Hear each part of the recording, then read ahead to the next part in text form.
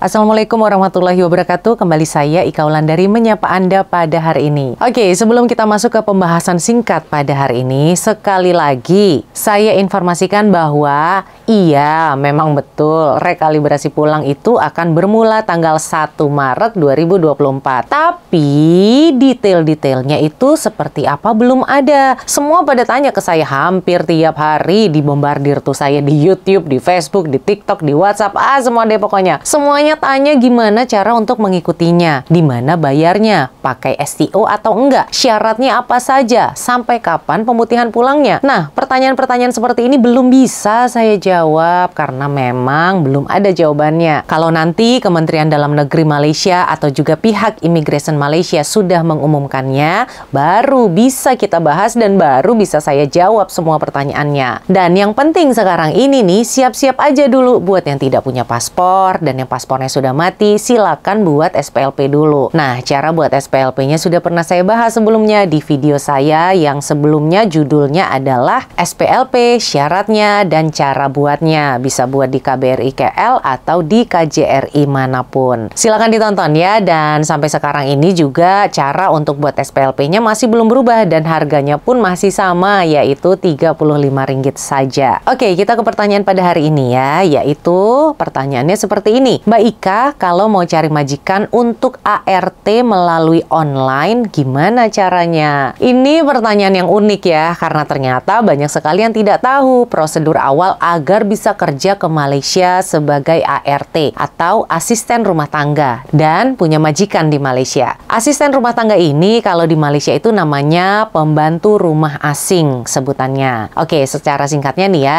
jawabannya adalah kita tidak bisa mendapatkan majikan secara online. Karena konsepnya bukan kita yang cari majikan, tapi majikan yang akan mencari kita sebagai pembantu rumah asingnya sesuai kebutuhan untuk di rumahnya. Karena kerja pembantu ini kan sifatnya personal ya, jadi konsepnya ya itu tadi, bukan kita yang cari majikan, majikanlah yang akan mencari kita. Kalau majikan itu perlu orang untuk bantu-bantu di rumahnya, dialah yang akan mencarinya. Jadi kita ini posisinya yang menunggu. Kemudian sekarang juga kan itu sudah ada MOU ya, atau perjanjian kesepakatan antara Indonesia dan juga Malaysia, bahwa untuk menjadi pembantu rumah asing di Malaysia ini harus pakai agensi resmi yang terdaftar di Jabatan Imigresen Malaysia dan juga terdaftar di Kementerian Tenaga Kerja Republik Indonesia. Barangkali yang bisa kita lakukan saat ini adalah bisa menghubungi agensi yang ada di Indonesia dan beritahu kepada mereka bahwa jika ada majikan yang memerlukan orang untuk kerja di rumahnya, kita ini bersedia loh untuk jadi pekerjanya, kita mau jadi pembantunya. Dan untuk agensi resmi di Indonesia, Anda bisa lihat daftarnya di website sipermit.id.